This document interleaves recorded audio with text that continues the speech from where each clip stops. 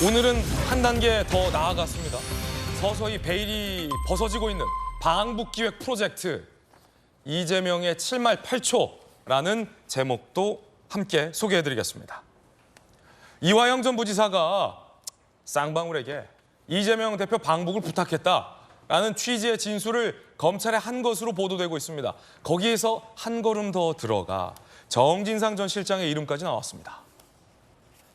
아시다시피 정진상 전 실장은 이 대표의 최측근. 하노이 노딜 이후 정진상의 요구로 이재명 독자 방북을 본격 추진했다라는 취지의 이화영 전 부지사의 검찰 진술이 오늘 많은 조간신문에 보도되고 있습니다. 그러니까 정 실장의 요청으로 이 지사의 방북이 본격 추진됐다라고 이화영 전 부지사가 검찰에 진술했다는 겁니다. 정진상, 대북 제재 심해질 텐데 방북으로 성과 내보라고 했다라는 구체적인 진술까지 이화영 전 부지사가 검찰에 했다라고 보도가 나오고 있습니다. 북한이 요구하는 방북 비용을 쌍방울이 낼 것 같다라는 보고를 이화영 전 부지사가 이재명 대표에게 직접 했다라는 진술도 나온 터라 거기에 더 나아가서 정 실장의 구체적인 요청까지 있었다라는 추가 진술이 나온 상황입니다. 상당히 진술이 구체적인데 판사 출신의 전재우 의원님 어떻습니까? 네. 오늘 어떤 조간신문을 보니까 특히 방북 비용 300만 달러 대납 의혹과 관련해서 이재명 대표 빼고 나머지가 모두 다 시인했다 이런 사설도 있던데 보셨습니까? 네, 봤습니다. 그래서 지금 이제 이화영 전 부지사가 입을 열기 시작했잖아요. 예. 그 이유는 저는 뭐 대장동 사건과 비슷한 것 같아요. 근데 유동규 씨까지만 수사가 진행되니까 유동규 씨가 자기가 좀 주범이 되게 생긴 거거든요. 몸통이 돼버린. 대장동의 몸통이 돼버린 그런 상황이 됐기 때문에 그래서 마음을 바꿔서 이재명 지사가 관여를 했고 알았다 이렇게 진술을 바꾼 거 아니겠습니까? 마찬가지로 지금 이런 상태면 이화영 전 부지사가 몸통이 되는 거예요. 대북송금에 몸통이 된다. 몸통이 되죠. 그래서 그러다 보니까 본인이 그 300만 달러를 송금한 것을 또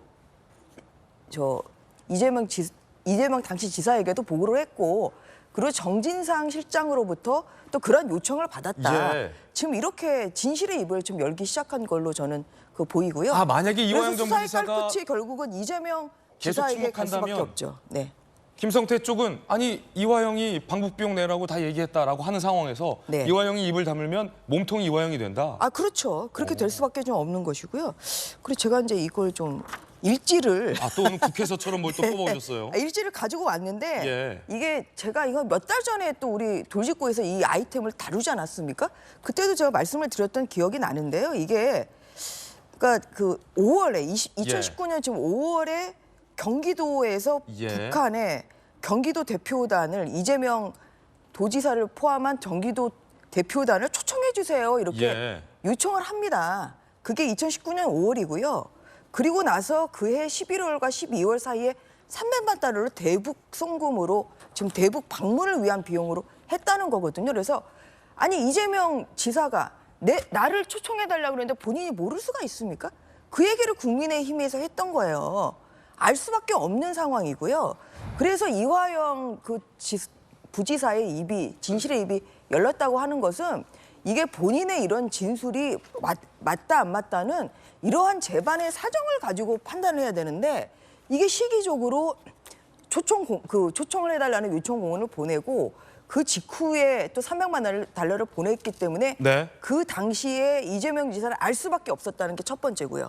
그래서 이화영 부지사의 말은 이러한 전후 사정으로 봤을 때 맞다. 저는 그렇게 강하게 말씀드리고 싶습니다. 그간 이재명 대표를 중심으로 김성태 전 회장이 북한과 잘해보려고 자기들이 돈을 쓰고서 경기도와 이재명 대표에게 뒤집어 씌웠다라는 반박까지 있었는데 이재명 대표의 측근인 이화영 전 경기부지사가 그게 아니라 이화영 전 부지사가 쌍방울에게 이재명 대표의 방북을 부탁했다. 그리고 저쪽이 돈 낼 것 같다라는 보고를 이 대표에게 직접 했다라는 진술까지 했다는 내용이 보도되면서 국면이 완전 바뀌고 있습니다. 거기에서 한 걸음 더 나아가 오늘 아침 조간 보도에는 정진상 전 실장이 이 대표의 방북을 본격 추진하라라고 요청을 했다라는 취지의 이화영 전 부지사의 추가 진술까지 보도되고 있는 상황입니다. 자, 정혁진 변호사님, 정법전. 네네. 이게 너무 달라요. 이재명 대표 측이 얘기했던 건 아이 김성태가 관련도 없는 자기들이 낸 돈을 말이야. 우리 쪽에 뒤집어 씌우네. 저 기업하는 사람 말을 어떻게 믿어?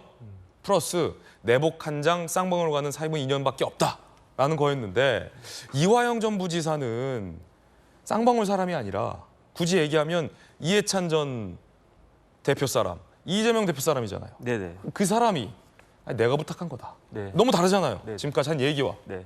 어떻게 보십니까? 그러니까 뭐 더 이상 민주당이 주장했던 이야기는 힘을 잃을 수밖에 없는 그런 상황이다. 이게 2019년인데요. 2019년에 우리가 잠든 사이에 알지 못했던 일들이 너무너무 많이 벌어졌던 거예요. 2019년 4월까지 어떤 일이 있었냐면 쌍방울이 스마트팜 비용, 경기도가 내겠다라고 이화영 부지사가 큰 소리 뻥뻥 쳤던 스마트팜 비용 500만 불을 2019년 4월까지 김성태 회장이 대신 대납을 해줬어요. 그러면 500만 불 돈 받고 기분 나쁜 사람 있습니까? 북한이 기분이 좋겠습니까? 나쁘겠습니까? 좋을 거 아니에요. 그러니까 5월 달에 이재명 당시 경기도지사가 공문을 보내요. 누구한테? 김영철한테. 김영철이 누구냐면 조선 아태위 위원장이에요. 어떤 내용이냐면 제발 북한에서 우리 경기도 좀 초청을 해달라. 그러니까 그다음에 2달 뒤에 어떤 일이 벌어졌냐면 7월 달인데 제2차 아태 협의 어디서 열렸냐면은 마닐라에서 열렸어요. 거기 가가지고 이제 우리 지사님 좀 초청해 주세요. 그랬더니 북한 사람들은 장사꾼이에요. 그러니까 그러면 돈 필요하지. 그래서 돈 내놔. 그래서 얼마면 됩니까? 했더니 500만 불을 또 내놓으라는 거예요. 그러니까 김성태 입장에서는 500만 불 냈잖아요. 근데 이번에 또 500만 불 내라고 하니까 이건 좀 심하다고 생각을 했겠죠. 김성태가 뭐 조폭이기도 하지만 사업가잖아요. 500만 불에서 40%를 깎았어요. 300만 불. 그래가지고 조금 전에 이제 전주혜 의원님 말씀하신 것처럼 DC가 들어간 거군요. 그렇죠. 왜냐하면 500만 불 냈는데 또 500만 불 하면 1000만 불이잖아요. 그거는 아무리 해도 해도 너무하다 싶으니까 그러니까 북한이 200만 불 깎아줬어요. 40%. 대폭 할인한 거죠.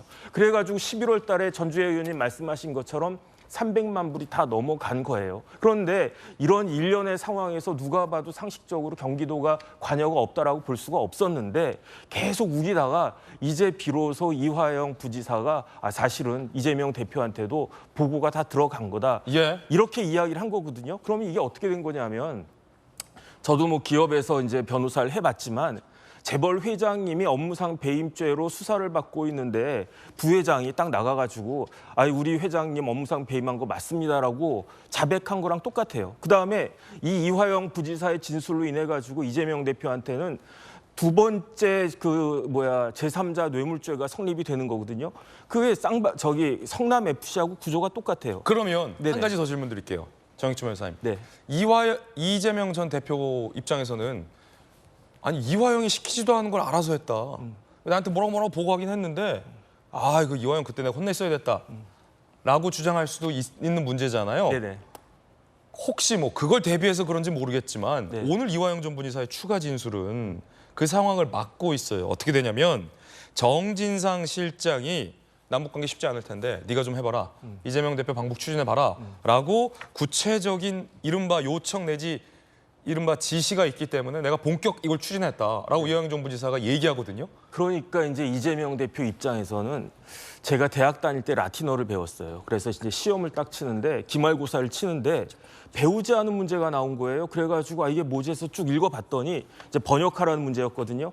그 내용을 딱 봤더니 그 시저가 마지막으로 죽는 장면이었어요. 그러니까 그 라틴어식으로 읽으면 이게 시저가 카이사르가 되는데 네. 카이사르가 죽기 직전에 한 말이 있어요. 브루투스 너도냐. 지금 이재명 대표는 화영이 너도냐 그러면서 지금 신음하고 있을 거 아닌가. 동규에 이어. 그런데 왜 그러냐면 이게 왜 문제가 되냐면 제3자 뇌물죄는 이재명 대표만 걸리는 게 아니에요. 이거는 공범이 된다고요. 누가? 이화영 부지사가. 그러니까 이화영 부지사 입장에서는 자기 자신의 죄를 스스로 자백한 거랑 똑같단 말이에요. 자백은 뭐냐? 형사소송법적으로 증거의 왕이라고 그랬어요. 킹 오브 에비던스. 그렇기 때문에 이화영 부지사가 내가 스스로 잘못했다라고 자백한 내용이 그게 무게가 있겠습니까? 이런 온갖 정황과 심지어 북한으로부터 영수증도 받지 않았습니까? 그거는 그 스마트팜이었겠지만 있지만 그럼에도 불구하고 이재명 대표가 이렇게 부인하는 예. 그 진술이 신빙성이 있겠습니까? 이거는 초등학생을 판사로 앉혀놔도 전주의 의원은 죄송하지만은 결론은 뭐 특별히 달라지지 않을 예. 것 같다는 생각이 듭니다. 정법전의 개인적 견해까지 들어봤습니다.